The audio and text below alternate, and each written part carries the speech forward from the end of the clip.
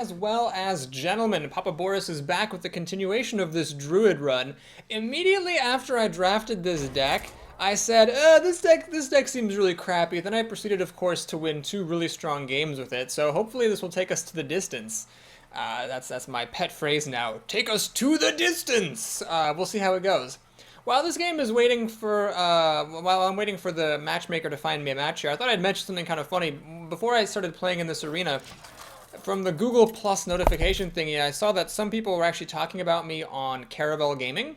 There's a gentleman by the name of Ribbo who posts arena runs, and he's a really, really strong player. I think he's stronger than I am, actually. So if you have kind of like wanted to watch more Hearthstone runs, of complete arena runs by someone who's pretty good at the game, and there's nothing left to watch on my channel, or if you just want to check out someone new, I can wholeheartedly recommend Caravel Gaming. He's a very, very strong player. It was funny, he was playing like a paladin whose name was Papa, so he was like, oh, I wonder if that's that Papa Boris guy, and the paladin was just like terrible. And I was like, nope, it's not me. That's a different Papa. More than one Papa in the world. I go by Borissimo here on BattleNet. I do not know this gentleman, Ribbo. I don't know him or anything like that, so I'm just, there's no ulterior motive that I have for mentioning his channel. Just if you want to watch some really good arena runs, I've watched his stuff and it was really good. Now, unfortunately, my opponent here used Shadow Word Pain on my 1-drop. That's both good and bad. It's, of course, good because Shadow Word Pain is a premier removal spell. I'd much rather have it hit my Argent Squire than my, like, Sen'jin. But on the other hand, I had plans for that Argent Squire. It was going to get Mark of the Wild, and then the Divine Shield was going to get stolen by the Blood Knight. That was my plan. Do I use the coin here to coin out one of these 3-drops that actually has a thing that I'm potentially wasting? Yeah, I think I do. I'm going to go ahead and just put this on the board. If my opponent actually plays a creature with Divine Shield, I'm going to be really pissed, but I think that it's worth it to get this out here, because I've got a buff, so I want to put this on a thing and have it do stuff, you know? If he plays a Scarlet Crusader, then I'll just say, you know, fuck me and swear a lot. Basically, if you haven't watched Caravel Gaming before, it's a guy with like an awesome... I never know what the right is. It's a British accent or some kind of accent from over there in the British Isles. He plays better than I do, and he swears less than I do, so that's kind of the rundown if you want it. I could play the Earthen Ring Farseer, but let's go ahead and do this. I mean, you got the buff, might as well play it.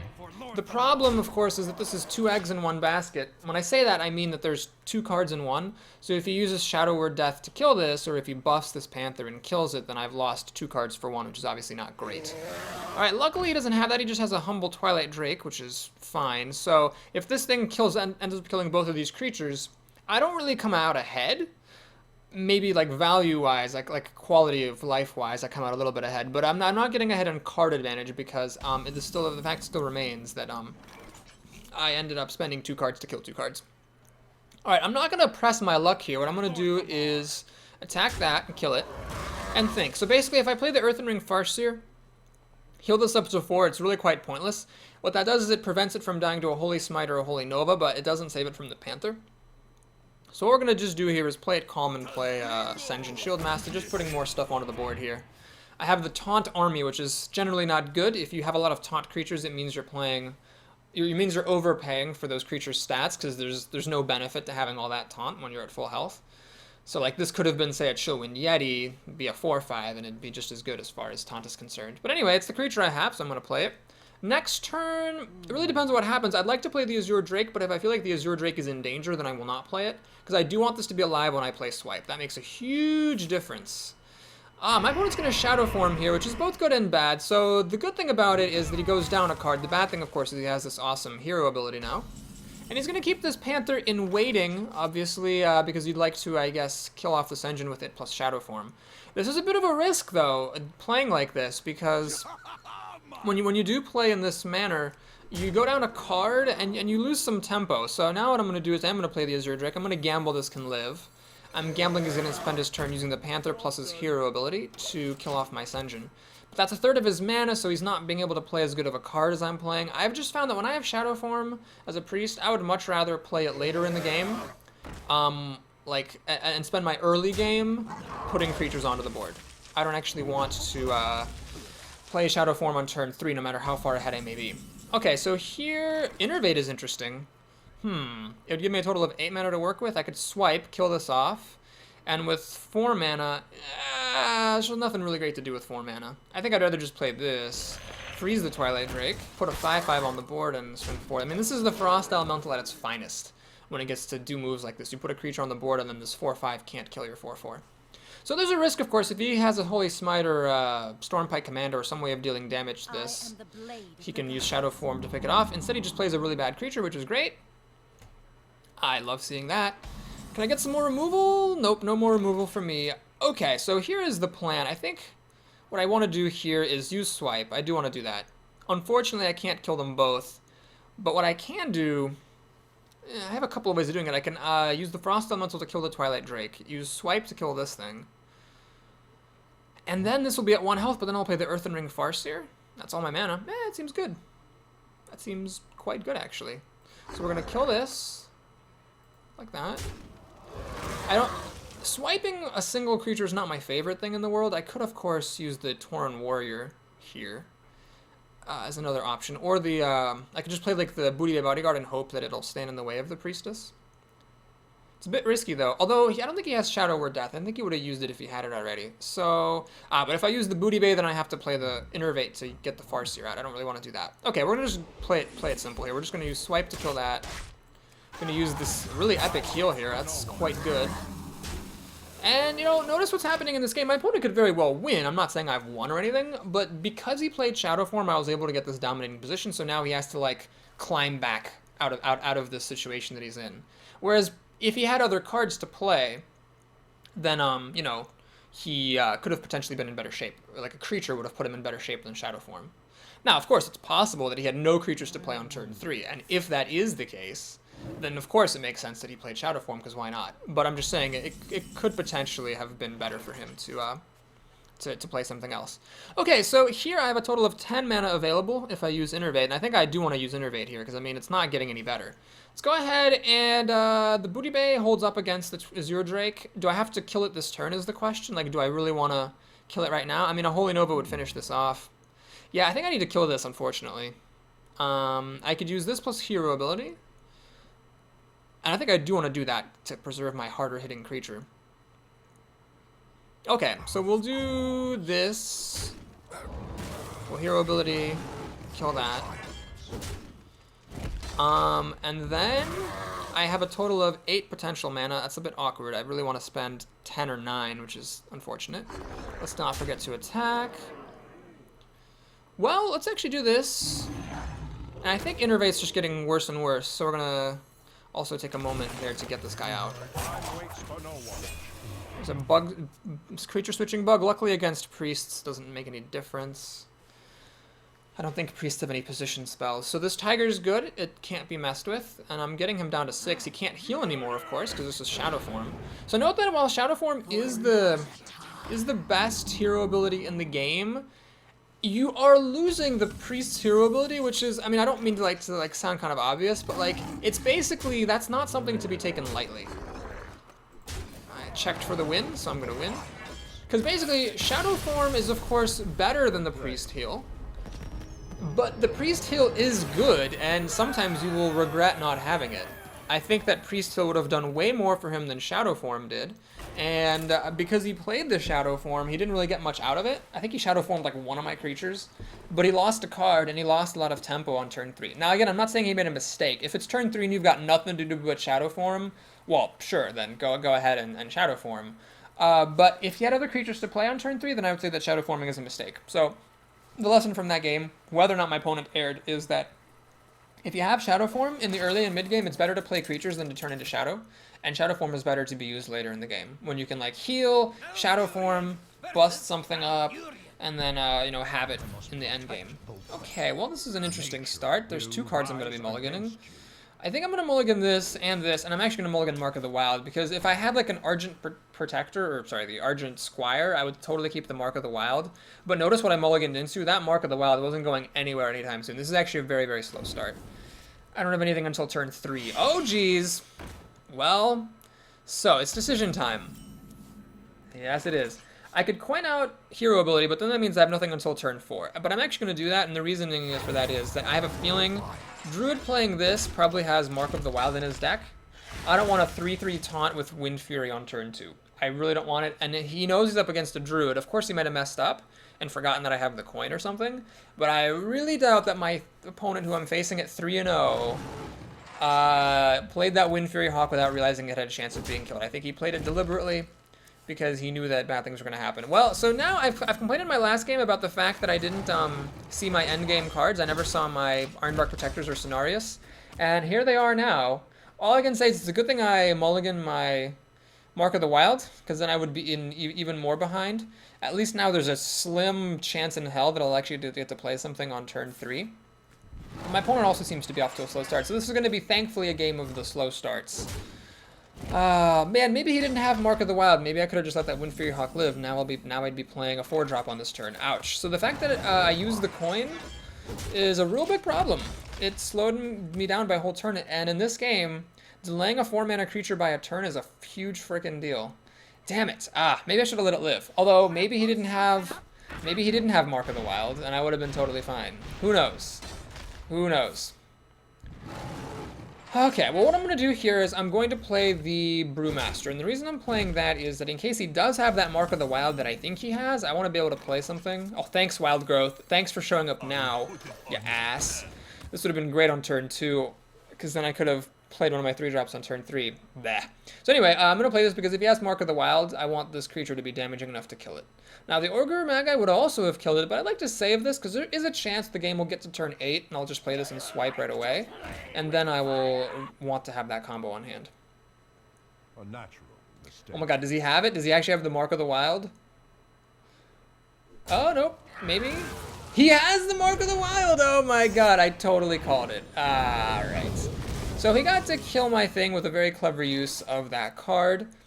Because it damaged itself, I'm not going to swipe it. I'm going to play Ascension Shieldmaster. The reason I'm doing this is that I figure the Ascension is a less valuable card than Swipe is. I've got plenty of creatures to play. I don't have much removal.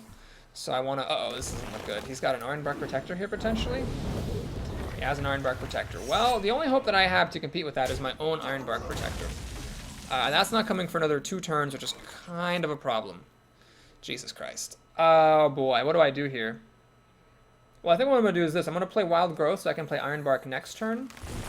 That leaves me with 4 mana, and I'm actually going to use the mana to play Ogre Magi. So the reasoning behind this is maybe he will choose to attack the Magi rather than attacking me. And I will like that very much if he does this. Oh god, does he have another Mark of the Wild? Oh, what does he have? Starfall? Okay. Well, at least I got some of his removal out. That's a hard hit. Luckily, I have my own Ironbark Protector. I actually have 2 of them. Now, Druids, as I mentioned before, they are literally the worst class in the game at killing big creatures. They just have, like, no answers other than tag teaming. So, he's going to have to fight big creature with big creature, and in fact, he is. What now remains to be seen is, will he have an answer for my second one? I could play Cenarius here, but I don't think that's actually right. So I get 2 2/2s. He's out of cards, really, but Cenarius doesn't actually... I mean, the 2 2/2s, one of them the Gnome will kill, the other the Ogre will kill. Then Cenarius, I mean, runs into the Ogre, but that's not my favorite thing to do with Cenarius. Let's just go ahead and play the Ironbark. Wait a minute. I could actually consider playing the Drake. Drake plus Swipe can happen right now. That would deal 5 damage to this. It would kill off the Gnome. This would be at 2 health. No. Let's just play the Ironbark Protector. This seems fine. So now he can trade the Ogre and the Leper Gnome into my Ironbark Protector, barring, of course, other shenanigans. He has another Ironbark Protector. Jesus, well, this is the fight of the trees here, that's for sure. Okay, you do that, son. You do that. Well, this plus Swipe doesn't quite do it. I could actually put Mark of the Wild on something, like the Azure Drake, but that is unfortunately just, that's going to be... I'd really like to do this, Swipe, and the Mark of the Wild if I'm going to do that. But unfortunately, that is 11 mana, and I don't have my Innervate. I'm just going to do this. I think this is totally fine. So this will, barring another Starfall... Oh, interesting. They come around on either side of him. So this will hold off the Ironbark Protector for at least 2 turns. And if it hits... Oh, God. He came out with that card really fast. I think it's a good one. Because usually when someone plays a card really fast, it's because they're very excited about it. He's going to get to kill 1. Does he have... Oh, man, did both of his things do removal? He actually has removal for them both. God damn it. Oh, he silenced that thing. I see. That's clever. Well, everything here is at 3 health, which is really tragic because my swipe only can deal 2 to everything. But if I draw a Starfall, I will win the game. Nope! Oh man, this sucks. I really almost had this game, but I'm just 1 damage short of being able to kill all this stuff. Well, I'm gonna do this. Always gotta play to your outs. If I top deck into Starfall right now, then I win. Nope! Jeez. So I could swipe, and it's really ineffective. It leaves everything at 1 health. Or I could play a taunt. What does that really do for me, though? I mean, this thing can trade into the taunt. He hits me for a bunch. I need to swipe. I need to reduce the incoming damage. So this is really disastrous. But that's what I have to do. So you can deal 6, 8, at least 9 damage to me. But he's out of stuff here. So, I mean, this is it. This is all he's got. If I can hold on. I guess a Starfall will again win me the game. If I can get Starfall at any point here. Do I have a Starfall here? Apparently I don't. Okay. Well, let's draw a card, see if I can still get Starfall. I think I have one, don't I? I'm pretty sure. It's been a while. Mark of the Wild. That could save me here. The problem is... it will turn on Wind Fury on this thing. And then I could play this. 2, 4, 6, 8. Finish it off. I guess it's worth doing. Yep, it's totally worth doing. I'm going to do it. So I'm going to take some damage. Yep, I think this is the most safe thing for me to do here. I'm gonna play the Wild Pyromancer. Put Mark of the Wild on the Gnomish Inventor. Deal 2 damage to everything. Put Mark of the Wild on my Pyromancer. Deal another damage to everything. So he's in top deck mode. I'm at 10.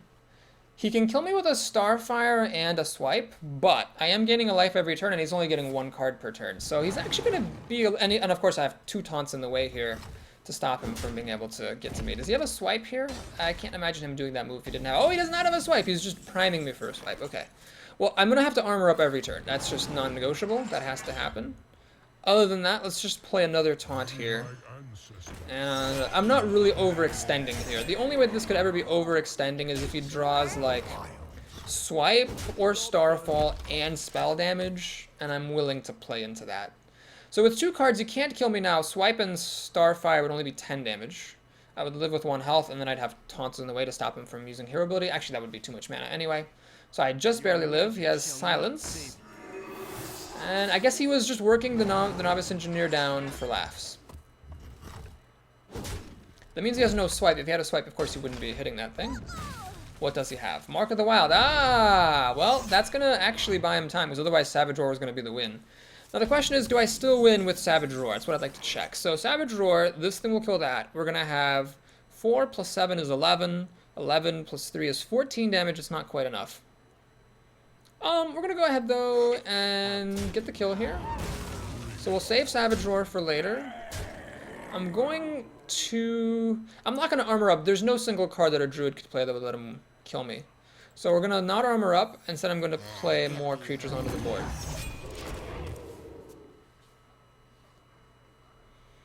It's getting very, very difficult for him to get outs. He lost a card again when he played that Wind Fury Hawk. He lost another card when he innervated. And Cenarius was really good. He probably had the better deck in overall terms, and he was winning for most of the game. But Cenarius put so much power on the board for 9 mana, plus those taunts, that even with his tricks, he didn't have enough. So I'd say that I won. That was definitely. I don't think I even played Cenarius in any of the other games. That was the first game so far that I will say confidently I won simply on the back of my legendary. But notice, it was really good that we had those trees, because if I had drafted cheaper cards, as a Druid, I would not have been able to deal with the 2 Ironbarks that he himself put onto the field that game. So I think my theory so far is getting at least a little bit of supporting evidence that if you're playing a class that is naturally resistant to aggro, which I think Druids are because their hero ability can pick things off because they gain health and because they have a lot of removal spells, then it's okay to draft how you would normally draft. And yeah, it's good that I did, because if I had like tried to, draft around aggro, I'm going to do the same thing I did last time. I don't have a creature to put this on, so I'm not going to hold on onto it. If I had tried to draft around aggro and not taken those Ironbarks, I would have been in big trouble. Well, there's Cenarius again. It's a bit early. Thanks to Wild Growth, I'll be able to play him on turn 8. I am going to coin out Wild Growth. I've talked about this before. I think it's absolutely the correct play to get this out here. Because, yes, you're losing your coin, but you're gaining so much more now. So now, like, because I'm not playing Wild Growth, when he makes a recruit, I can take it off the board. Knife Juggler. That's a bit annoying to see, because I have to wait another turn to play Keeper of the Grove against it. Yep, I'm gonna have to wait another turn to play Keeper of the Grove against it. That's almost certainly what I'm doing on turn 4, is Keeper of the Grove, kill Knife Juggler. But if he puts a Divine Shield on this thing, or just some other crap like that, I could actually fall very far behind here. Oh god, please don't do that. Oh, thank goodness. Okay. Well, this is totally fine. So, Keeper of the Grove will kill this. The Wolf looks very unimpressive then. I'm not going to play Sen'jin. Let's just kill this thing dead. And we'll be happy to play the Sen'jin or the Booty Bay next turn. Well, this is nice. I've got 3 more turns to go till Ironbark Protector, which is a bit faster than usual because, of course, of my Wild Growth. True Silver Champion, that's a pain in the ass. That means I will play the Sen'jin, although it's not using up all my mana. It survives against the True Silver Champion, whereas the Booty Bay does not, so I'd like to make sure that happens. This also does not survive against the True Silver Champion, so this is the best drop for the circumstances. Of course, if he can put like a Divine Shield on this, that might be his best move. He's going to get a 7-3, that's also solid. He's going to get 2 of them. Oh my god, I really need to start. I have a Starfall here, right? I do, right? I think I do. Pretty sure I have a Starfall in this deck. The correct move, of course, is to trade in this Wolf for the Sen'jin, because otherwise one of these massive creatures will die. This is not looking great. Well, I could swipe one, and then the other, unfortunately, I cannot kill with hero abilities. So what I'm going to do instead is I'm going to play the Booty Bay here. Hopefully he doesn't have any more True Silver Champions. I know that's a faint hope, but hopefully he doesn't have any more True Silver Champions, so this will kill at least one of his ridiculous Bloodsail Raiders. Man, True Silver Champion into double Bloodsail Raider, that is a nuisance. He also needs to not have any humility effects. Man, this guy's deck is just really good, or at least it's, performing very, very well here. Even with spell damage, Swipe doesn't take these out. The 3 health is very important. Ah, fuck me. He's gonna get cards out of the deal while also hitting me for insane damage, of course. Okay, well, we have to think very carefully here. I don't think I can afford to play the Booty Bay Bodyguard on this turn. I just can't do it. Oh my goodness, that's really good. So here's the problem. If I play this and then swipe the Bloodsail Raider, he's gonna get to draw 2 cards. I think it's actually more worth it for me to take extra damage to the face than to let him draw cards. So I'm gonna do this. This way the Cult Master dies at the same time. We're gonna swipe that. 15 health is not my favorite place to be against a Paladin, but at the same time I do have an Ironbark coming down next turn. And Paladins are okay, but not the greatest at dealing with it. Even if he has humility, it's still an 8 toughness taunt. And if he doesn't have humility, then I can just kind of play it and then play Cenarius and be off to, Never Land. This is a pretty unimpressive turn 7 play. I guess he has a pretty aggro-ish deck. What he needs now is Blessing of the Kings. That would actually allow this guy to survive against the Ironbark Protector. It would be a 6-9. He could actually run in for 6 damage, and then the Ghoul could finish it off, and then he'd be alive with 1 health. Now, luckily, I have the Wild Pyromancer, which is actually really great here, because then Claw would finish this thing off. So hopefully no Blessing of Kings are incoming here. Got his own taunts. That's fine. I don't care about that at all.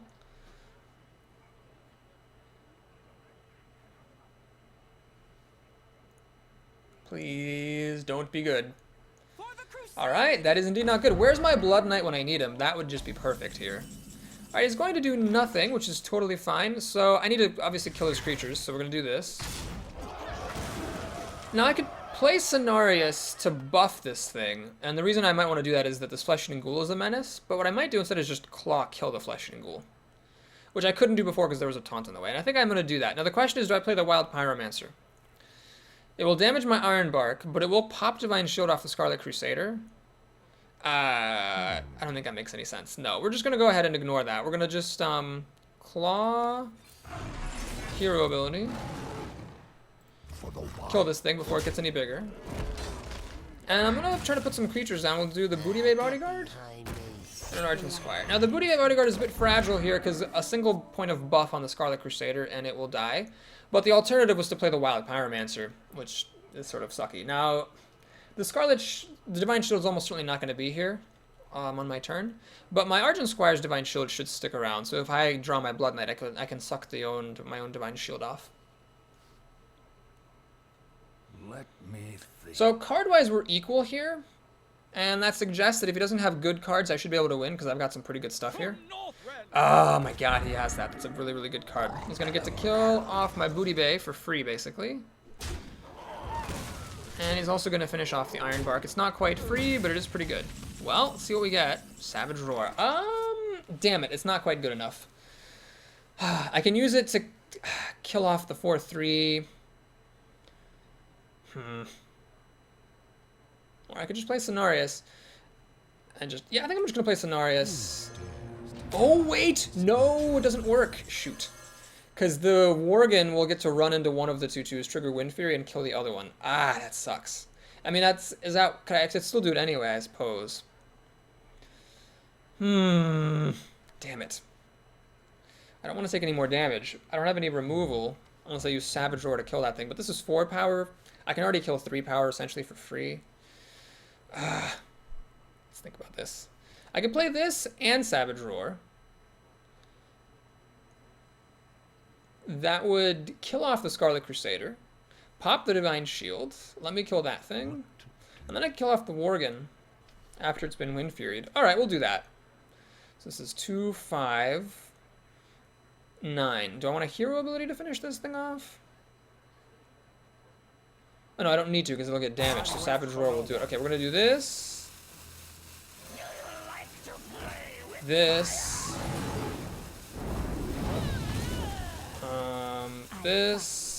This. And I'm going to do this just to put the big creature onto the field. Alright, 9 health. Not my favorite place to be, but I do gain life, and Paladins aren't the greatest at doing burn. I mean, Hammer of Wrath and True Silver Champion are pretty much the only game in town. So he's got 2 cards here. They have to be good cards. Oh my god, is he actually going to burn me out? Oh no, he's drawing a card, which makes sense. So he's not losing anything for doing the burn. I see.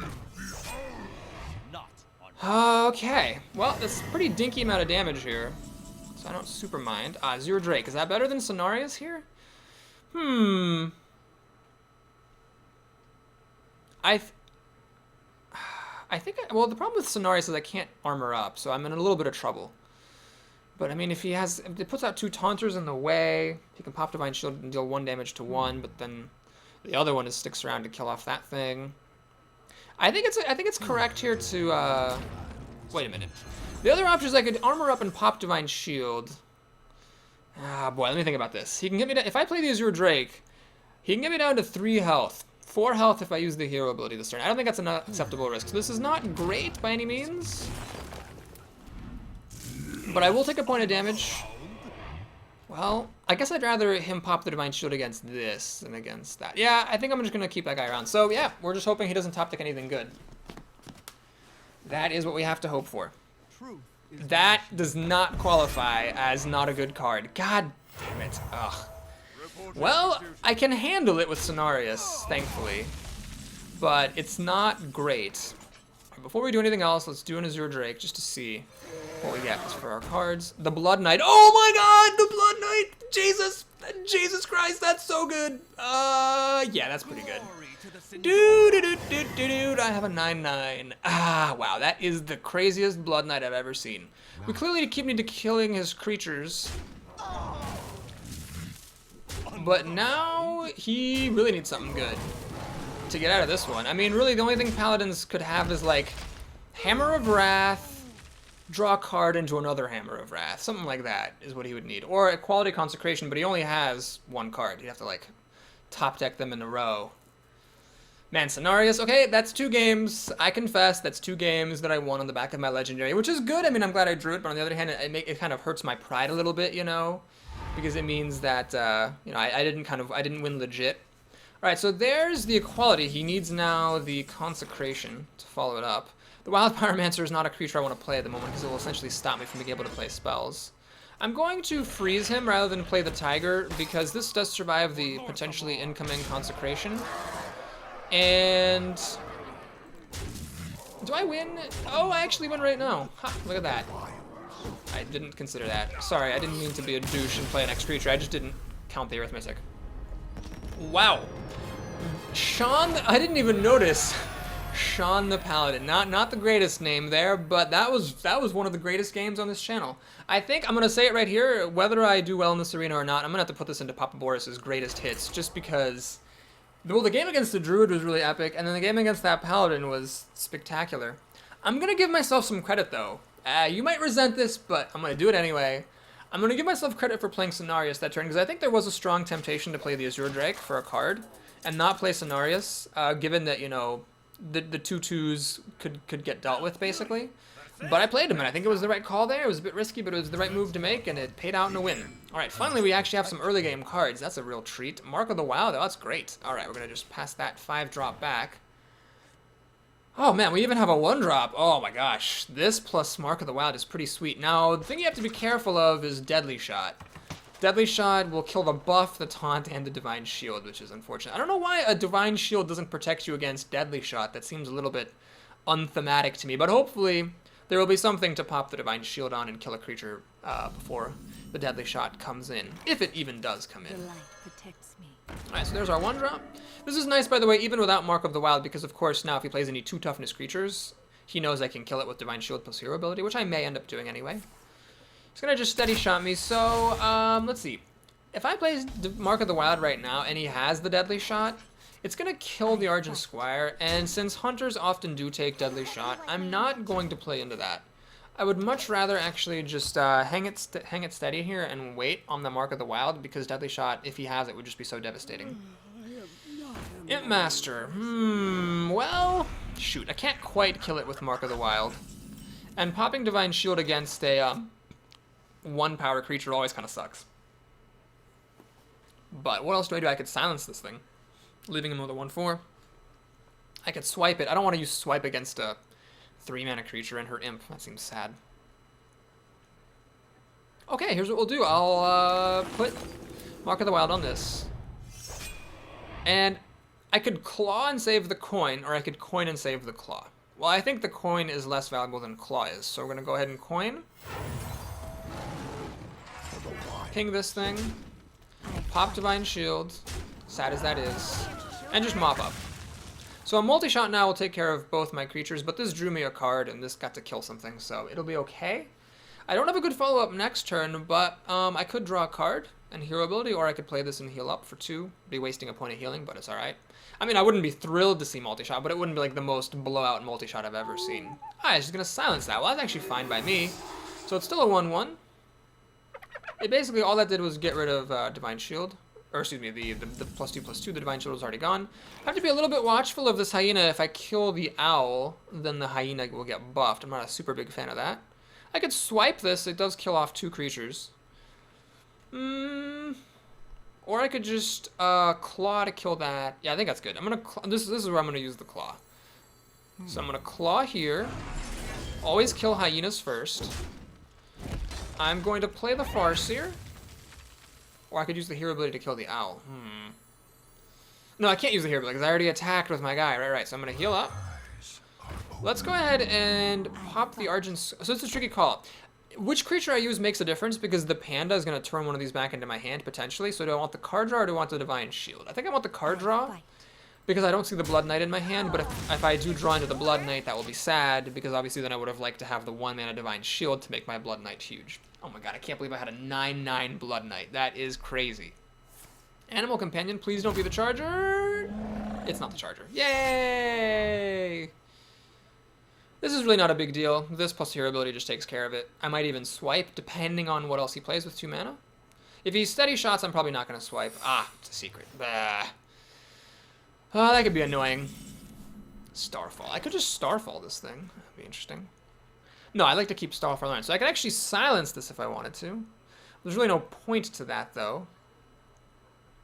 Okay, we're going to attack first in case it's a snake trap. Then I will want to use swipe. Of course. Or if it's a freezing trap. Oh, do I really want to run if it's freezing trap?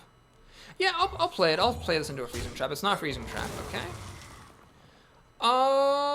You know what? I think I'd rather put a creature on the board than preserve card advantage, so we're actually just going to go ahead and do this. Oh, is it snipe? Ah, it could be snipe. Okay, we'll fish out for the snipe like this. I hope you like my invention. Damn. Oh, it is snipe. Ha, thank God. Okay. And since I'm at full health, I'm happy to take 4 damage to the face in exchange for keeping this creature around, because again, she's actually pretty good here. I get to potentially, if she lives, panda back. I mean, why would he use removal on this?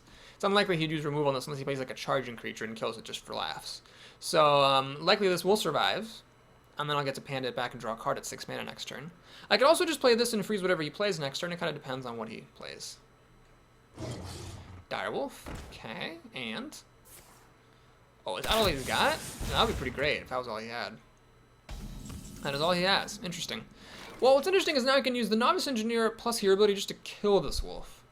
It's probably better... Well, is that better or worse than playing the panda and then drawing a card? What could he do? He could buff it, trade for my panda. I mean, that's okay. I could just play Frost Elemental and wait. My instincts tell me that this is the right move, so I'm going to do it. I'm ahead on cards, so I like the idea of getting some card advantage even more. And my life total is really high, so I think it's just a decent move to do this. Now, if he plays more chumpy creatures, which he's been playing a lot of chump all game, I got Starfall here, which is good. Ah, secret, okay. And a kill command. Ah, well, because I left the wolf alive, the kill command scores the kill. And hero ability. What is that secret? Well, I really have no way of knowing. Unfortunately. Innervate, not really that hopeful here. Let's just kill this thing, see if it's a freezing trap. It's not a freezing trap. Well, what I'm going to do then is I'm going to play Tiger. Can't be dealt with, and if it's a snipe, it survives. Okay, it's not a snipe. Looks like it's explosive trap, because it wasn't freezing trap, it wasn't a snake trap.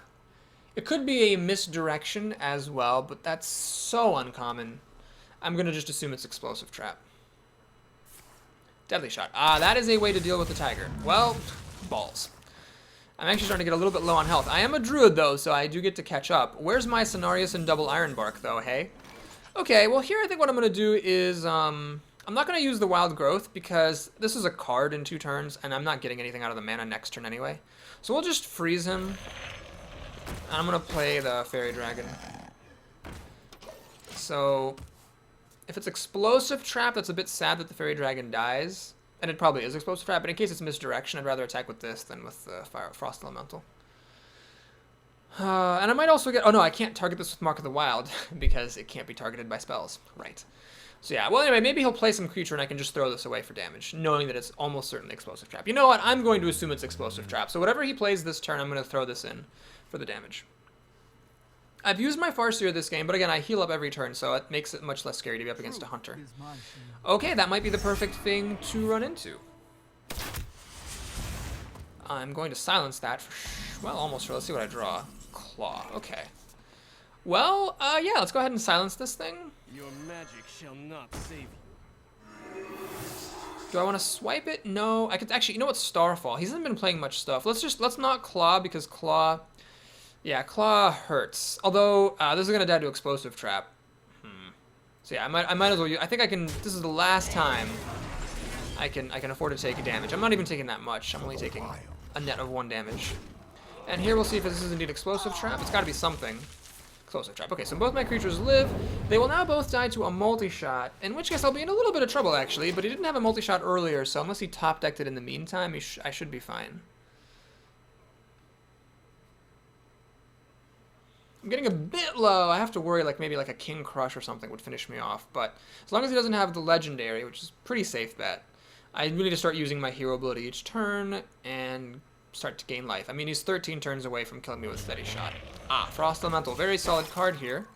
Because it does stop me from trading, and it also... I can't quite kill it. I don't want a hero ability on this. That's a little bit risky. Okay, well, let's draw a card. Yeah, I'll just... well, I can actually swipe his face. No, it's dumb. Let's just draw a card. See what I get. Wild Pyromancer. Is that useful? Maybe. Well, I could attack in Wild Pyromancer and swipe, but this thing was already dead. Yeah, we'll just Starfall this. to kill it. And I'm actually going to innervate here. Innervate's not getting any better. Let's play that. Keeping my lowest health creature in the middle, so he doesn't get a free kill in case of explosive shot. Did I armor up? I don't think I armored up that turn. Well, shoot. I'm going to really have to start making sure I armor up from now on, because it's getting a little bit serious here. Of course, it's serious for him, too. If he lets these creatures hit him... Ah, I see. That's pretty good. And a secret. God, Jesus, these freaking secrets. Eh. Well, luckily if it's explosive trap, this thing is the only thing that dies. So the question is, do I want to run it in fearing an explosive trap? Getting us down to 1 health isn't like that significant, I suppose. So what if I attack his face? I can get 8 damage to him, he'll go down to 9 health. Swipe takes him down to 5, down to 4. Yeah, I can't quite kill him. How sure am I that that is explosive trap? Okay, we're gonna go for it here. I'm gonna assume it's explosive trap. Oh, it's freezing trap. Well, it didn't matter what I did then. I was gonna get to play it no matter what. Ah, interesting. So now what I actually get to do is replay this. Wait, play around explosive shot. I'm gonna actually silence this thing. Now I can trade and kill it. And I am going to, in fact, hero ability up. And I'm gonna play this in the middle here. And swing. I think that was a good turn. Hunters should not be able to kill me here. He'd need a beast and 2 kill commands, but he only has 2 cards. Beast kill command is 5. Steady shot. No, he can't kill me this turn. And I've got 7-10 damage. He's dead next turn if he doesn't disrupt me. That is not disruption. And Houndmaster? No, that is also not disruption. I win the game. That's nice. So didn't even need my legendary for that one. Just good old-fashioned cards. It might have been a mistake to play that freezing trap, risking the silence coming back into my hand. No, I want to say well played! Thank you. Sarmhan. Sarmon the Hunter. Sounds like Saruman. Is that what he was going for? Or just Sarmhan solo? Anyway, that was it. So we're up to 6-0 here. That's pretty cool. I haven't had a 9-0 run in a long time. But honestly, as long as I don't go 6-3, I'll be very, very happy. 9-0 would be great, of course. I think this deck is... God, when I finished drafting this deck, I really complained about how bad it was. I said there were a lot of crap commons. I had to take that back. I think this deck is pretty good. Partly because I'm winning, but I was winning with my warrior deck a couple of runs ago, and I kept maintaining all the way to the end that my warrior deck was bad, and I just had bad opponents. You can see in this arena, my opponents have been pretty good. They've been putting up a hell of a fight. So I think the deck, to be performing this well, is actually quite good. We're going to hang on to that for later. Kind of wish I were second so I could mulligan more. Well, this actually kind of sucks. Second would be really great. And not only could I have gotten to mulligan 1 more card, but I could play one of these guys on turn 3. Instead, I have nothing on turn 1, 2, or 3. And, of course, I don't draw any help. Well, my deck does have a lot of late game. I believe at one point I did just say, fuck it, and start drafting, like, expensive cards. Don't want to see a mana worm here, please don't. Oh, well, it's a coin. Coin is actually more likely to be something Claw will kill. Knife Juggler. That is a perfect Claw target. And it also gives me something to do on turn 2. And I get another 4-drop. Well, with luck, I'll top deck my way out of my mana 3 troubles. If she has a really fast start, as I suspect she might, having coined out that 2-drop, the fact that I missed turn 3 is really, really bad. Yep, she's got another 2-drop. This is getting ugly. If she has a turn 3 play, then I'm going to get in serious trouble. Come on. Oh, good. Thank goodness. So this, if it eats a Frostbolt, fine. If it trades, even better. That's all I want to do with this guy is just trade him for that panda. Oh, please do that. Please do that. Oh, that feels so good. Okay, that's great. Mad Bomber. Oh, perfect. I win the Mad Bomber war there, and we're going to play the Keeper of the Grove. And, I mean, you could say, well, Boris, it's a silence. Shouldn't you hold on to that? No. There's just too many games I've played where there was just no good target for any kind of silences. So that had a really good application there. I'm happy to do it. Well, look what happens now. I, of course, now kind of wish that I had held on to that. Well, I could panda it back into my hand, and then the panda trades for the Drake. I mean, it's better than just letting this die, right? I think so. We're gonna... Well, I could actually... Hold on. I could also play Senjin. But the Twilight Drake plus Fear ability will kill it. Yeah, let's just go ahead and... Wait. Attack first. then Panda. Man, I should really put together like a book of Proverbs or something. Hearthstone Proverbs by Papa Boris. Attack first, then Panda. Always draw cards first. Always look for the win. Always kill hyenas first. It's a lot of firsts, it seems. Tazdango, the Pango. That's not a thing. Okay, what we're going to do here is think. So I would like to actually get this wild growth out. Potentially, it could be useful. I guess if I was holding on to an Ironbark, I'd want a wild growth, but if not, I might as well just wait 4 turns and get a card out of it. Let's go ahead and draw a card. I hope you like my I still have a good play, even if this isn't a good card, and it's not a good card. But, yeah, she'll need some help to kill this. She'll need, like, a Frostbolt or something, and she's traded twice now, where if she had a Frostbolt, it would have been better to use it, so I don't think there's any Frostbolts. There may, however, be a Fireball or a Polymorph, so that's what we're going to wait and see. She knows I've got this in my hand, or she should. She has a pretty... Well, that's... I don't know if that's good or bad. She's not using hero ability to deal the last point of damage, leaving this at 2 health. So now I can, like... play this and kill that thing. And then Savage Roar, I'd be 2 for wanting myself, but this did draw me a card. Yeah, I think we'll do that. This seems totally fine. I mean, it's not ideal by any means. If I had enough mana to hero ability, that'd be even better. But I think this is fine. I don't want this just to die for no reason. Let's go ahead and Savage Roar. Kill this off, and I get to deal 2 damage to her. That seems alright.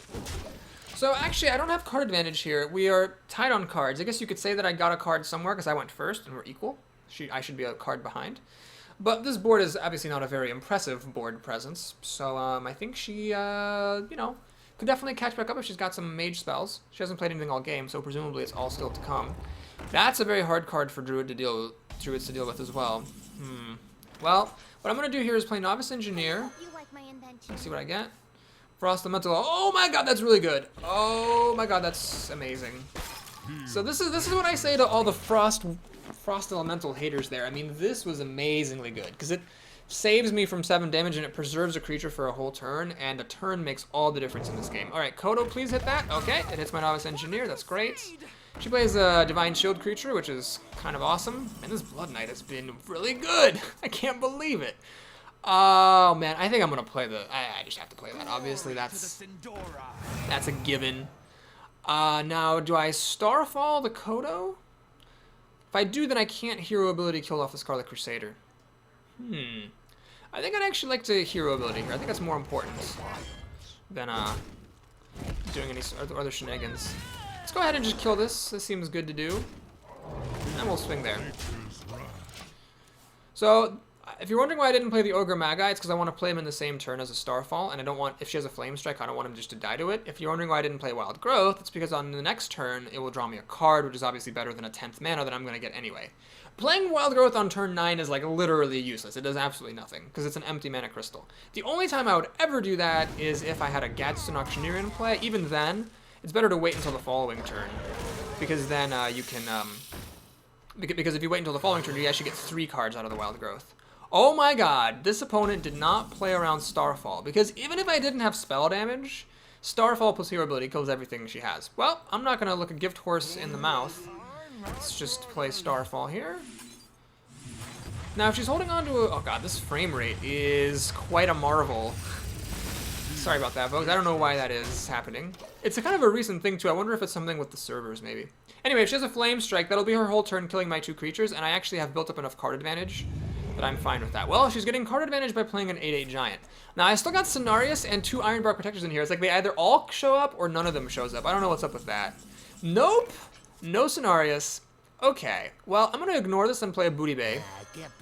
And I'll take this time to play the Tiger. I think the Tiger is more valuable to have on the board than a card. And the reason for that is this will survive a Flame Strike because of stealth. And she's kind of low in life here, actually. So if she doesn't have a Flame Strike... Oh, she has Flame Strike. Well, okay. That's a bit sad. So I can get her down to 6. Man, I can almost swipe for the kill here. Mark of the Wild. Huh. Well, let's draw a card. I'm definitely going to have enough mana to draw a card and do everything else.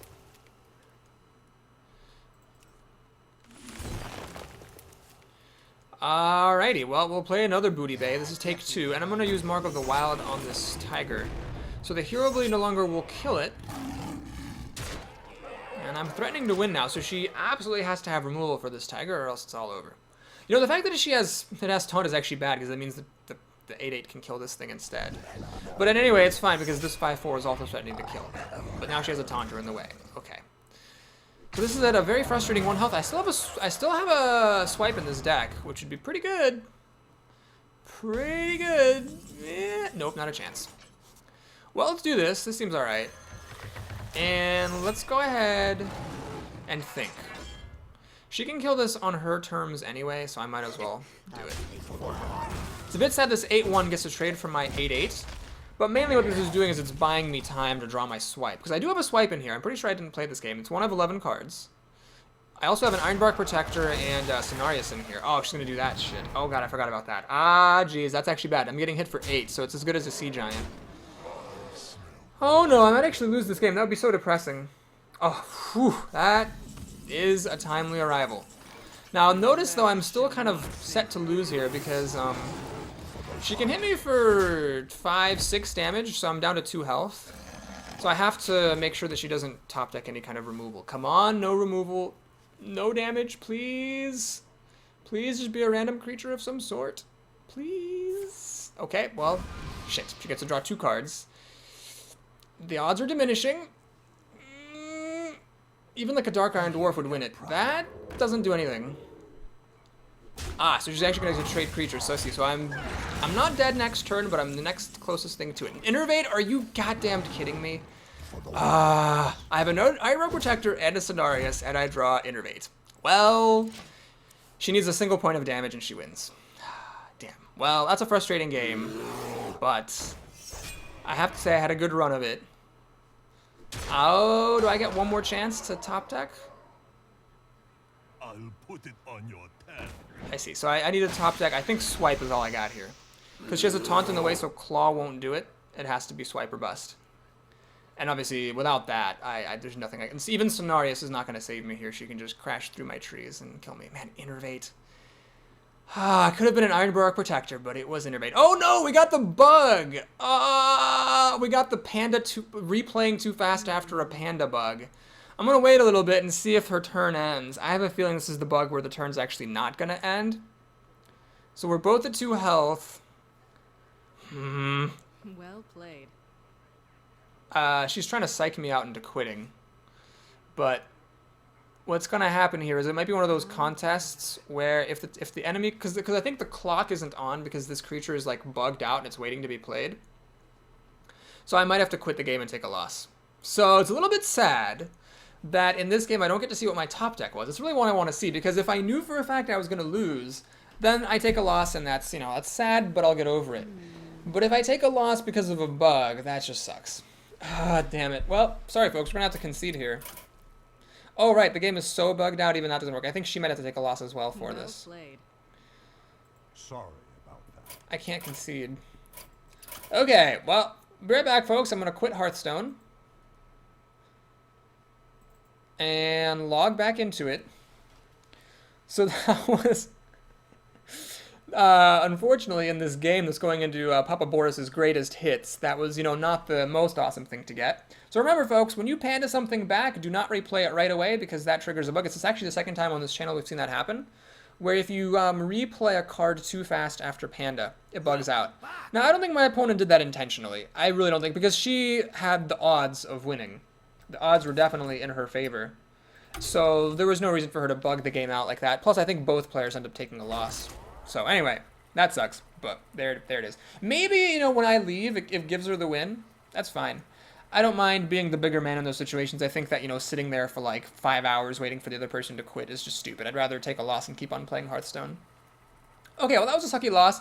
The good news is that it was unlikely I could win. I believe the swipe was my only out.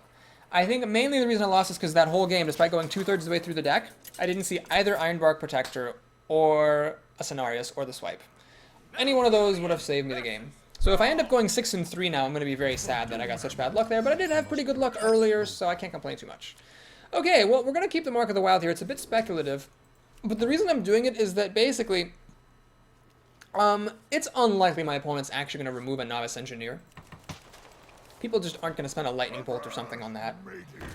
Bloodsail Raider, wow. Well, I'm just gonna use a claw and kill that, I think.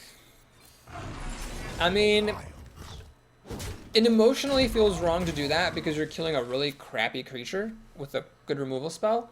But I mean, that could have been any 1-drop, and I would be killing it with a claw. So killing a 1-drop with a claw is totally fine. She gets the 1/1, so do I play the Novice Engineer or do I take a moment to kill this thing? I think I'm actually going to kill that thing, and the reason I'm doing that is that I can actually play Novice Engineer, Coin, and Mark of the Wild in one fell swoop next turn. I'm not in a rush to get the Novice Engineer out, and I don't want that thing to be around for like a Shattered Sun Cleric to buff it. Plus, I have no good turn 3 plays. Like, if I had a turn 3 play, then sure. But since I don't, there's no point in it. Ah, so she's going to do that. Well, now, of course, I wish I had the Novice Engineer played the previous turn, because then I could Mark of the Wild kill this. I could Novice Engineer and Mark of the Wild, make it a 3/4. It's a bit risky, because if she has a Shattered Sun, or if he has a Shattered Sun Cleric, this will be a 4/4, and I can actually do the Wind Fury thing anyway. But then, of course, after that, Swipe would kill the Shattered Sun Cleric and this, because it's a 1 health. Aha, I'm going to do it. Yes. Now it's worth ooh, yeah, nope, I can't play it though. I would have played this and Mark of the Wild, of course, because a 3/3 with Divine Shield is really good. But alas, I didn't see it in time, so we're gonna have to just coin out and do this plan. So hold your breath. Since the Novice Engineer drew me a card, it wouldn't be the end of the world if that got hexed, but it would be, of course, a little bit annoying. Next turn, I might actually play Wild Growth and Argent Squire. I would like to get this out, because the Ironbark then would drop on turn 7. So if I can do it without sacrificing too much, then I totally would want to. If, however, he does do the, you know, Shattered Sun Cleric thing, then of course it's imperative that I swipe and clear out his board.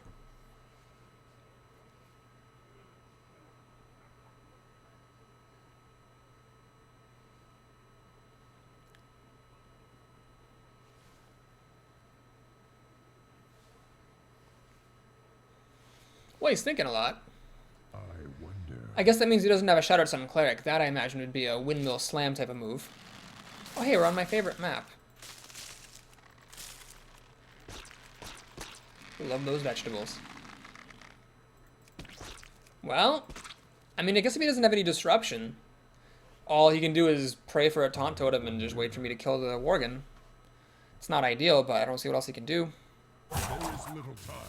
There is indeed little time. Thankfully, the game's not bugged out. That's good.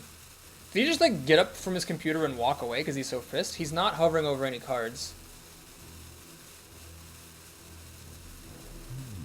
Yeah, he's not hovering over anything. He might have just, like, been like, ah, Novice Engineer, Mark of the Wild. Who plays with shit cards like Mark of the Wild? I'm getting up and getting out of here. Alright, well, I don't know. Don't assume anyone's left the game. I'm just going to keep on playing the way that I would play normally. So, it's strange he didn't totem, of course, but we're going to Wild Growth. And I'm going to play the Argent Squire. This does open me up to a Forked Lightning, but the Divine Shield makes, well, takes a lot of the bite out of the Forked Lightning. So we'll see if my opponent's actually here or not. Getting my 7th win of the arena against someone who went AFK would be interesting. My guess is that Novice Engineer into, what is that called? Mark of the Wild is not like such a ball-buster epic play that it would make you rage quit. I think he probably just did have something come up in his life and had to run away from his computer. Maybe his building's on fire, like mine was a little while ago. Spellbreaker, not the card I want to play here. We'll just do Azure Drake. Draw a card. Always draw cards first. That's cool. So the Azure Drake makes Swipe a lot better. Of course, if he continues playing no cards, that's not going to be super relevant. But what's cool about the spell damage is that now Swipe will incidentally kill off the totems, which is sweet. Against Paladins, Swipe already kills off all of the recruits, but against a Shaman, you need spell damage on your Swipe in order to have it clear out all the totems as well. Let's take a look and see if I can win here, because I can do Savage Roar and Swipe. So this is 4, 7, 8 damage. Savage Roar adds another 8, so that's 16, 20, 21. Not quite enough, so we're not going to do it just yet. But because I'm holding on to the Savage Roar, I am going to play the Keeper of the Grove to deal the damage here. And play another creature, so that now I have a lot of insurance. Even if he has removal for some of my cards, or like plays a Lightning Storm or something, I can still Savage Roar and have a good chance of finishing him off. Now, spell damage plus Lightning Storm would actually be quite irritating, because that would clear out this, pop Divine Shield, and have a coin flip against each of these. But failing that, I should be in pretty good shape. Especially because I really think he's AFK. Nothing has been hovering the entire time. Let's pop some vegetables. So we actually kind of broke even, I suppose. We lost a game due to a disconnect, which was probably going to be a loss anyway. But we also won a game due to an AFKer. And who knows, maybe he did go AFK because he was like, ah, Mark of the Wild and a novice engineer, fuck this. But I bet he just went AFK with like whatever 5 or however many cards he had. There was probably something he could have done there. At least he should have played a totem to see if he can get a taunter. Why is this quest so hard? I guess it's because I'm a druid. I just don't have that many minions that cost 2 or less. That quest is taking forever. Hey, we made it to 7 wins in the arena, and this is mostly legit. I'd say there were 2 games that I won on the back of my legendary. Granted, had I lost those 2 games, I would have pooped out earlier, but then I would have been in the losers bracket, so I might have had easier games. Stranded the mage, okay. You asked for it. Well, this is a good hand. Obviously, the Ironbark Protector is not the star of this hand. But Claw's great and Fairy Dragon's great. Fairy Dragon can't be frostbolted. Look at that, so we have a curve. Well, it's not a real curve. Claw's not getting played on turn 1, and if I have to Claw, I can't play something else. But you get what I'm saying. You get what I'm saying.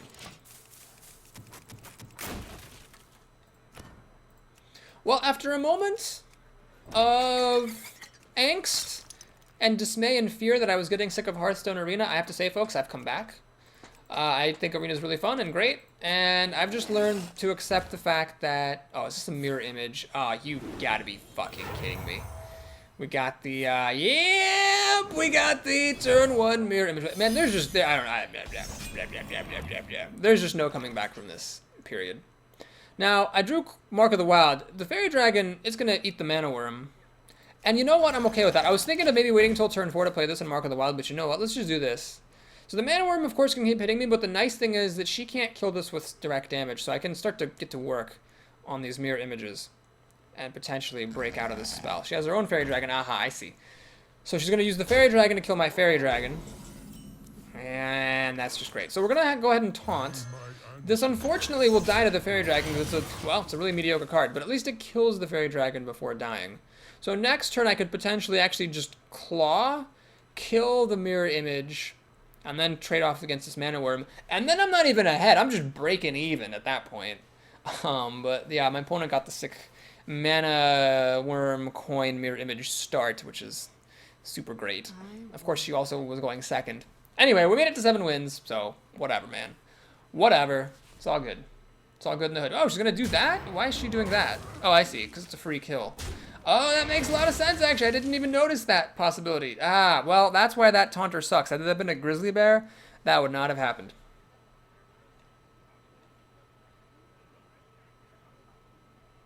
Please have nothing? Maybe? No, not a chance. Well, at least this thing kind of sucks. I mean, it draws cards, but it's not immediately threatening. Alright, well, I hate to do this, but I'm going to have to. Oh, no! I can't Claw and Hero Ability because it's the same thing. Ah, jeez. This blows. Can I afford to play this? We'll do it. We'll just freaking do it. Whatever, man. If she has removal, she has removal. I'm not going to Claw Mirror Image just to hope of Hero Abilitying the Mana Worm next turn. It's just a losing proposition. If she has Frostbolt, she has it. If she has Fireball, she has it. If we lose a game because my opponent went second and had Mana Worm plus Mirror Image plus Coin, then so be it. That happens. She drafted the card. She gets her win for it. She has Cone of Cold. Interesting. Well, it doesn't immediately kill that thing off.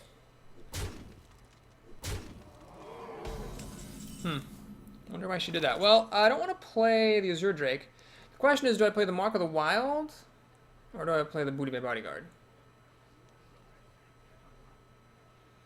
I don't think Azure Drake's playable here. I don't want to lose that just to a Mana Worm. So this would be a 7/5? I think if she had Fireball, she would have used it rather than wasting a Cone of Cold on a single creature. I don't think she has the removal. I think I'm going to do this. This sucks, but I'm gonna do a Claw. I'm going to kill this Mirror Image off. I'm just going to get rid of it. And now I can't attack with my Hero Ability because I've already attacked. That's sort of the issue there.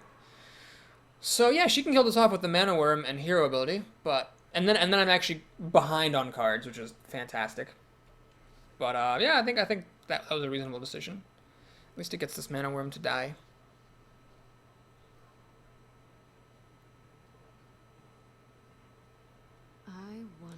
I mean, I could still win this game. I mean, if I draw into my trees or Cenarius, I could still win. The Ironbark that I mulliganed is hiding out. He's shy all of a sudden.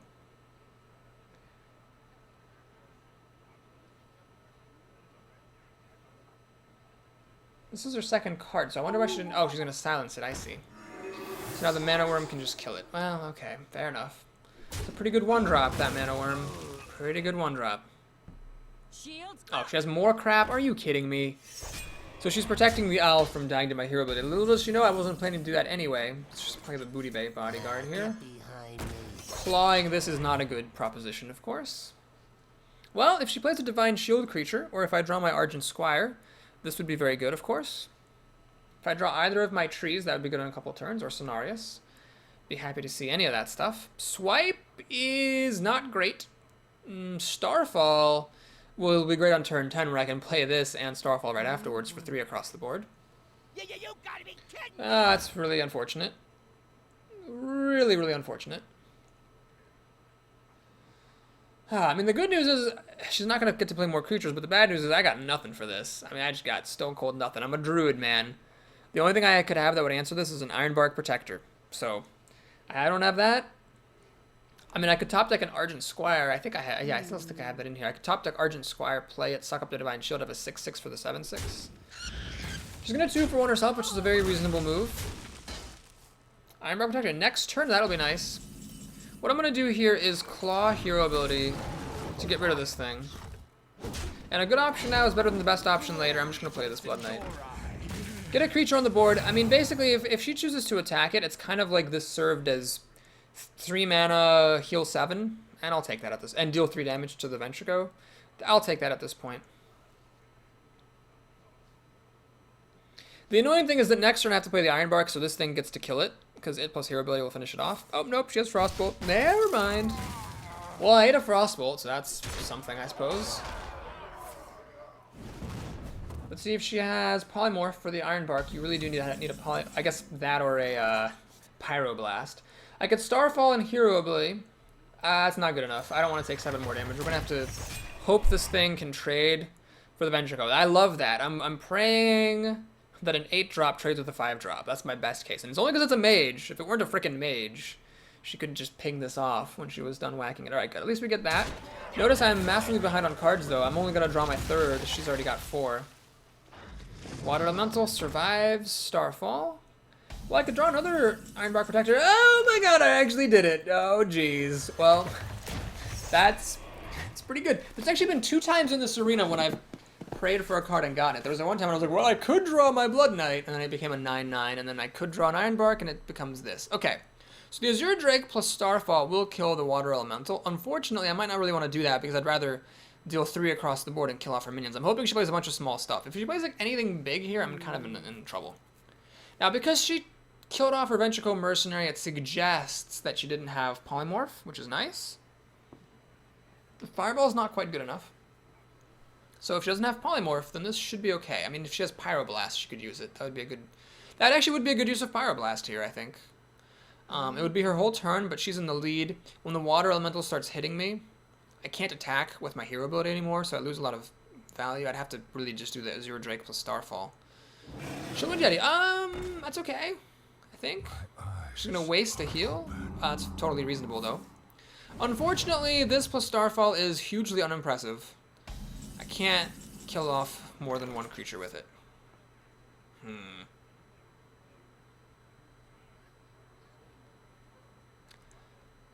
But I'm going to do it anyway. So let's go ahead and do this and draw a card. Always draw cards first. Spellbreaker doesn't help. I'm going to Starfall to deal 6 damage to... Well, if I want to kill one with the Ironbark and kill the other with Starfall, I might as well actually kill the one that hits harder. This is one of those moments where the logically, where the emotionally unappealing move is the right move to make. Do I dare deal 8 damage to her and make her run in with her creatures? She didn't have removal for it last turn. I think you have to go for it. You got to take risks when you're behind. So I'm going to go ahead and 8 damage is a lot of damage. She needs to run in, so I'm not going to help her do that. If she wants to run in, then she can run in. I'm not going to do it for her. Now, of course, if she gets a Fireball and just kills this, that will probably mean that I lose the game. But again, when you're behind, you have to take risks. Cenarius could show up. I haven't drawn many cards this game, so a bit unlikely that he would show up. I've played through both of my Ironbarks, and I think that's pretty much it for my endgame. The Ironbark, Cenarius, I got a Frost Elemental in there, I think. And a Tiger, I kind of counts as endgame. But they'll have to be good for me. The Drake, I don't really want to use it to kill the Farseer because then the hero ability of the Mage will finish this off. So I don't really want to do that. What I really want to do is just play Senge and protect the Drake some more, if it of course lives to see the light of day. Mirror Image. Ah, it's a very good play. It really makes me lose a lot of potential. And Blizzard also is a good play. Oh, this is so annoying. So my stuff can't attack. And now she's actually going to get to pick off this Ironbark Protector. Well, little do you know, Missy, I can silence my Ironbark Protector, let it attack this turn. Unfortunately, then there's still 2 mirror images in the way. So it still just ends up whacking uselessly into one of them. That sort of sucks. Now what I could do, oh, this is nifty. I could play a Shield Master, and I could silence my Ironbark so that it loses taunt, so that I'm hiding behind the Senjin. I think it's a good move. I mean, I could also silence one of these. I would have silenced one of these mirror images had my creatures not been frozen by a blizzard. We'll do this. So he's no longer taunting, he's no longer silenced. And I am going to actually put all of my eggs in one basket. She clearly did not have Fireball. So, and she clearly did not have Polymorph. So I'm going to put all my eggs in this basket here. Obviously, yes, it would suck if she draws the polymorph or the Fireball, but I'm gambling she's not going to do that. And then I want to have the biggest possible creature here to hit us hard as I possibly can. So if she doesn't have any more disruption, this mirror image is going to go poof, and then I'm going to deal a ton of damage to her. She has the Fireball. Well, I should have put the Mark of the Wild on a different creature. That is life.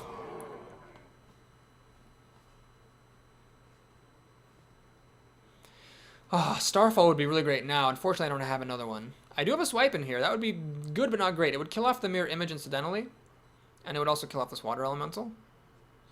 Ah, she's going to kill off the Azure Drake, which is smart. I think that's a reasonably good thing to do, not let Druids have spell damage. Man, maybe I should have just put the Mark of the Wild on like this or something else. Just to. The thing is, I didn't. I don't know. It was a tough call. So she's going to work down the Senjin, which is reasonable, because now she can kill it on the next turn. Maybe I should have put Mark of the Wild on this. Can I win? Savage Roar, I hit this. I can hit for 8 plus 12 damage? No. Can't win. And Savage Roar doesn't help me clean anything up either. Ugh, this sucks. Well, balls. There's really no point using it. It doesn't really do anything for me. So yeah, I guess we'll do this like that. And I'm gonna kill this thing. Oh, don't forget to attack. Yeah, my opponent's catching up here because this is a bad card. I have another dead card I could top deck, which is Innervate. That's also really bad. Of course, I have Cenarius in here, who that'd be great if he could show up, and a Frost Elemental. But the longer this game goes, the more it favors the Mage, because the more she has a chance to draw this. Man, I had a chance for a minute there. Balls. Well, this is acts as removal for the Farseer at least, so I'm kind of like behind in the top deck war, but it's not over yet. Hey, there we go. So do I play this now, or do I first kill this and then play it? It's a good question. I think I'm going to play it now.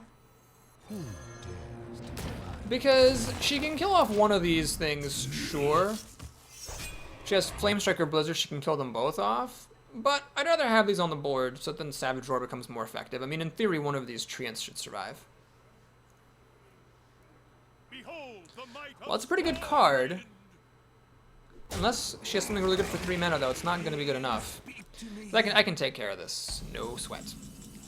Keeper of the Grove actually makes it even easier to take care of that. So we're going to go ahead and do... Well, let me think about this. So I can Savage Roar hero ability. Savage Roar... Actually, Savage Roar even without the hero ability lets me kill off the Storm of Champion with this treant. So I should actually really use this to Moonfire that thing. Gotta admit, Savage Roar, pretty good here. I am taking a bunch of damage to the face. Yeah, I'm gonna do it though.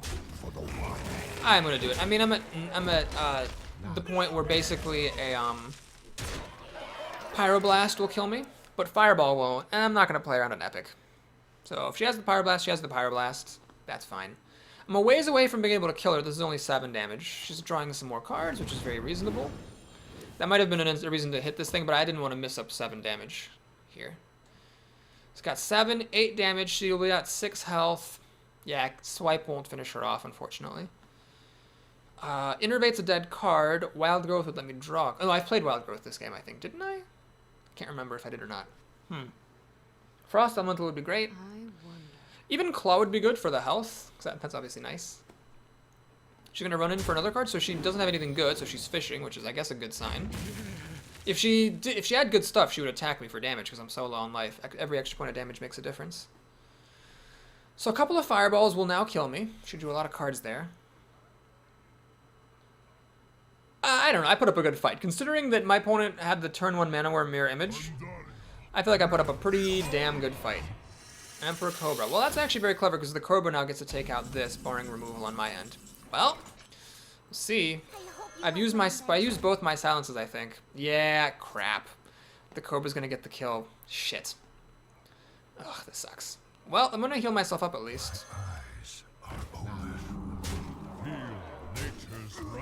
That really blows. I'm still ahead in the top deck war, though. I mean, look at the situation. I'm at 13 health, so now, unless she has a Pyroblast and a Frostbolt, she can't kill me. She has to lose her creature, killing off my Cenarius. She basically needs another Flame Strike to stay in it.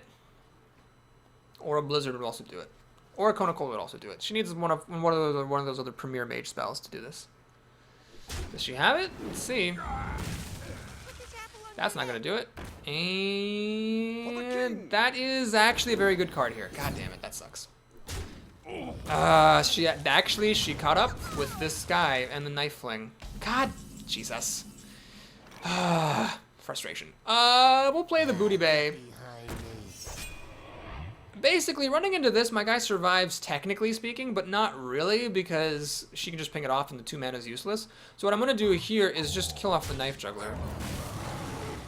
Now, what's interesting here is that in this war of hero abilities, mine actually cancels hers and deals a damage to her, so I'm actually coming out ahead, but 12 is too high for me to realistically expect to finish her with hero ability. I've still got a dead card in here, the Innervate.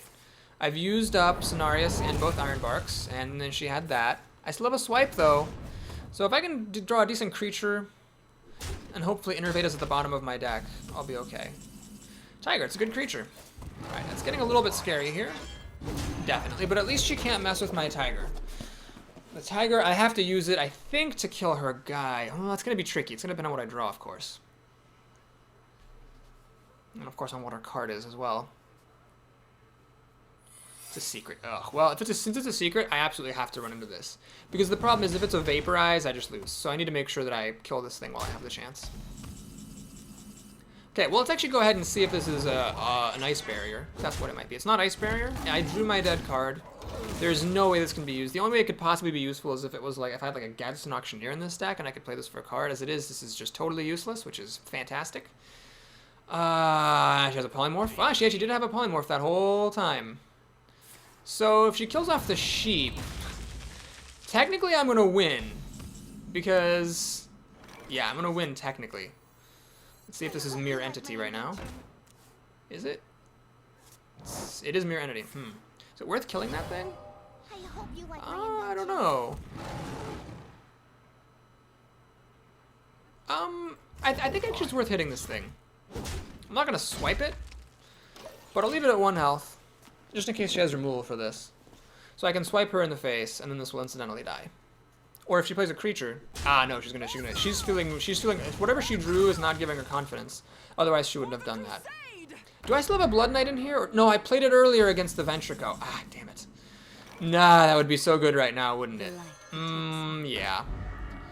So, do I use Hero Ability plus Swipe to kill that off? I think no.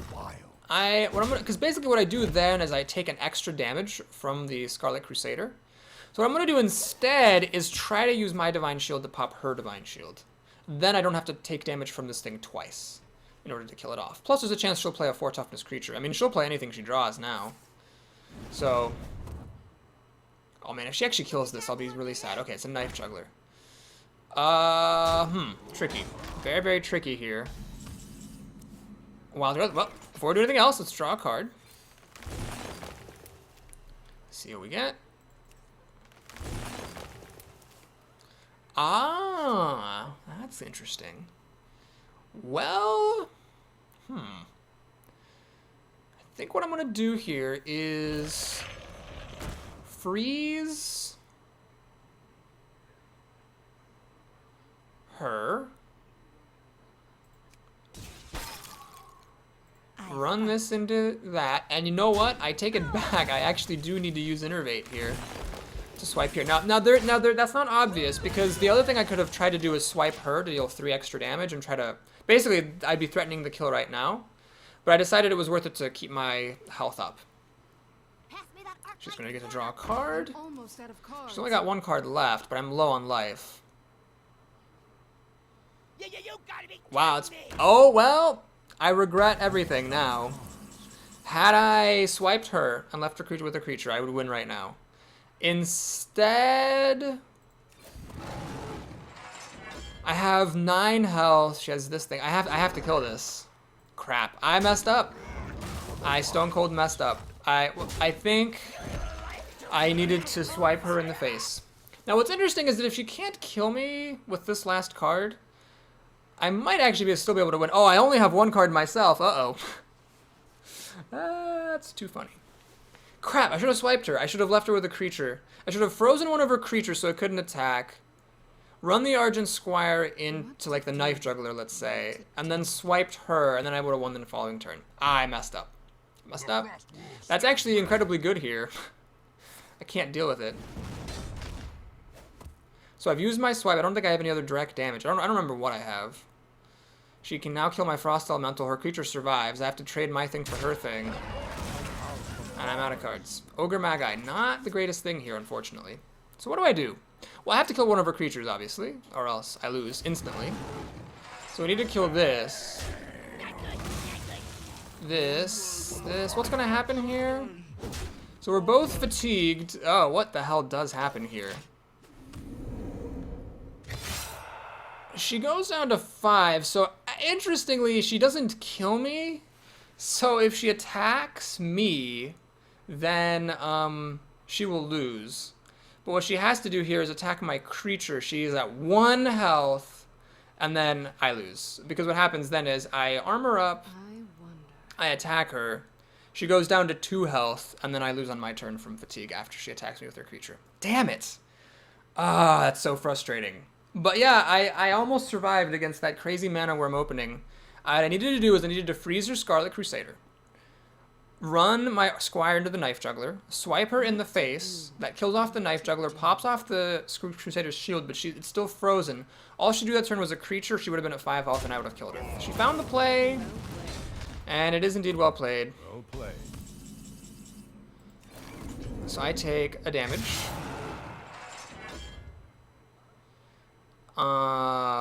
Whatever, we'll just hit this and go out in style.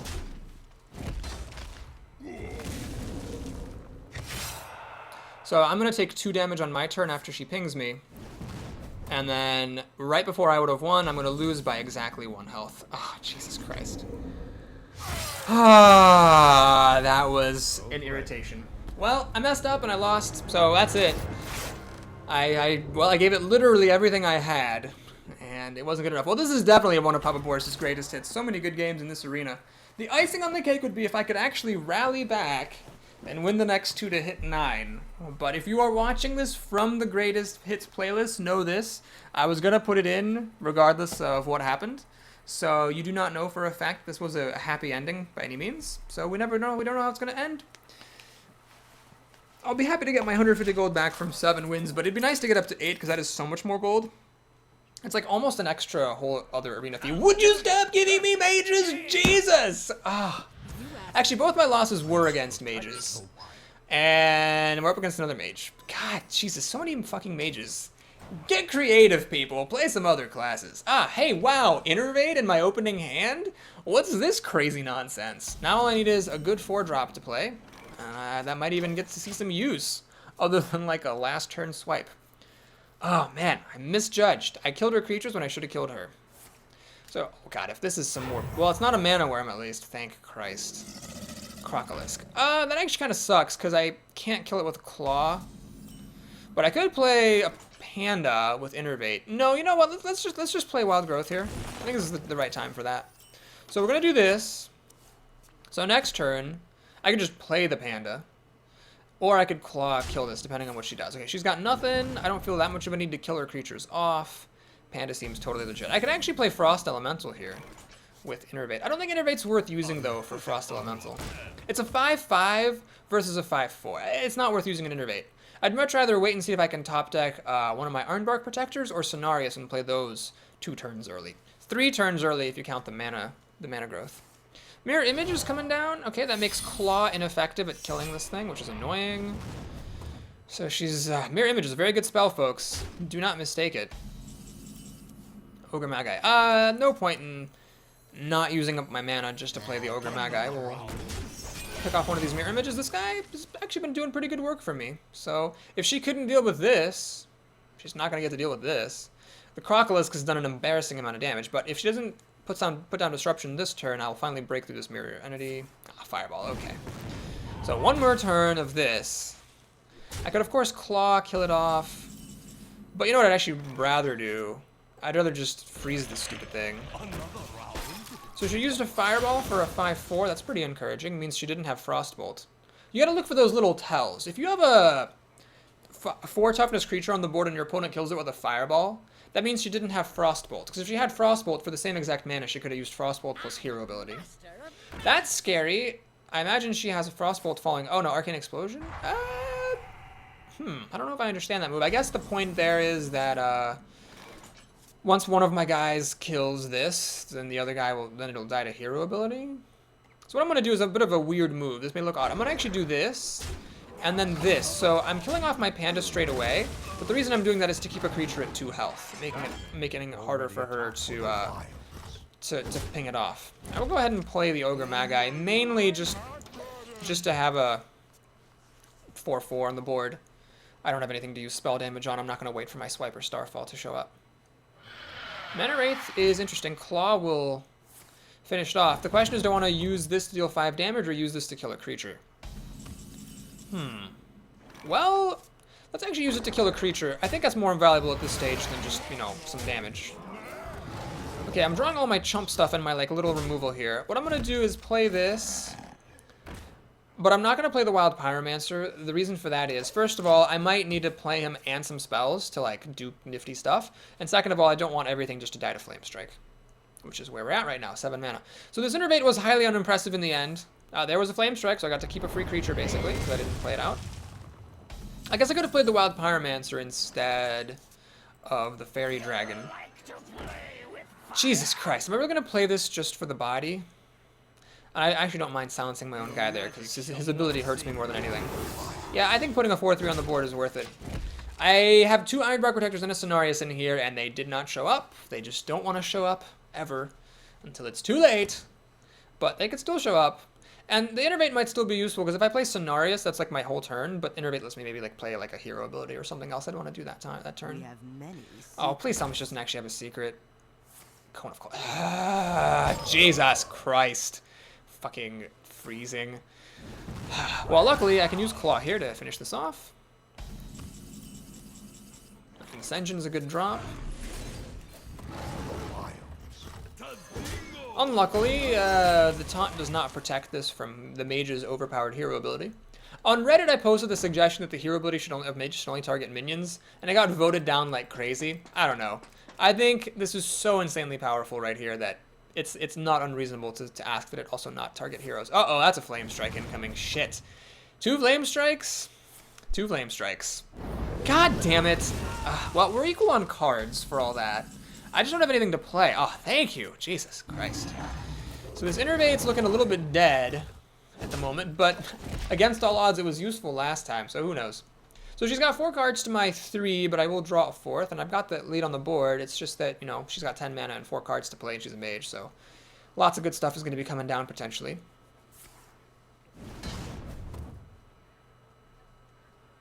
Oh my god, well, that's clearly a handful of spells. If it's mass removal, I'm going to be sad to play this and just have it die, but I'm going to gamble that it's single target stuff that you just couldn't play because of the Tiger being in stealth mode. But I guess she has 4 spells here. Or like maybe a Dark Iron Dwarf and she didn't want to buff herself. Really? Really? Really? Ah, Jesus fucking. Well, this is bad now because now I am behind on cards. That Flame Strike bought her a card. This is so ridiculous. Mages! Man, if I lose this game, another arena where all 3 of my losses were to mages, I'm gonna be so pissed. This guy's chances of surviving are 0. I know she still has spells in her hand. There's no way this lives, but I have to just buy enough time to draw into Cenarius or Ironbark Protector, and she's used 3 Flame Strikes already, so there shouldn't be any more. Okay, so yeah, this is do or die now. This thing is, where's all this stuff coming from? Jesus Christ, come on, please. Well, this is awful. God damn it. There's not even any point in playing this. It just dies to absolutely nothing. Oh my god. There's been a lot of games where like all 3 of my big bruisers are in the back, and of course after flame striking me all fucking game, she has the Stormwind champion to just come on out and just, yeah, let's just play some big cards now for no reason. Why not? It's too late now for Ironbark Protector. It is too late. This sucks. Alright, I'm gonna concede. That sucked. I don't know what I was supposed to do against that. But I did miss my chance to go up to 8 wins because of a misplay. And there was that one game where I timed out, but I was probably going to lose unless, of course, I had a good top deck. So that was a little bit annoying. There was some good luck in this arena. There was some really awful irritation in this arena. But at the end of the day, it was one of Boris's greatest hits. It was a roller coaster, went up and down and all around. And we made our entry fee back, so that's a victory in its own right. So, if you enjoyed the arena, please like and or subscribe. And if you want to stick around and see what I get, 7 wins is pretty much the least exciting thing ever. I've never seen it go below 150 or above 200. So here we have a nice, cool 190. Tidy little 4 gold profit. Let's take a look at our packs. I've had crazy legendary luck. I've had like 3 legendaries and 5 packs, which, just to put it into perspective, is ridiculous, because like in 140 packs, I had seen 6 legendaries total. So, oh, that's an epic. Wow, that's cool. I think I already have 2 of those, unfortunately. Oh my god, are you kidding me? Holy Jesus, it's like, I don't know if Blizzard changed the drop rate on these or what, but I seriously have now had 4 legendaries and 5 packs? I think?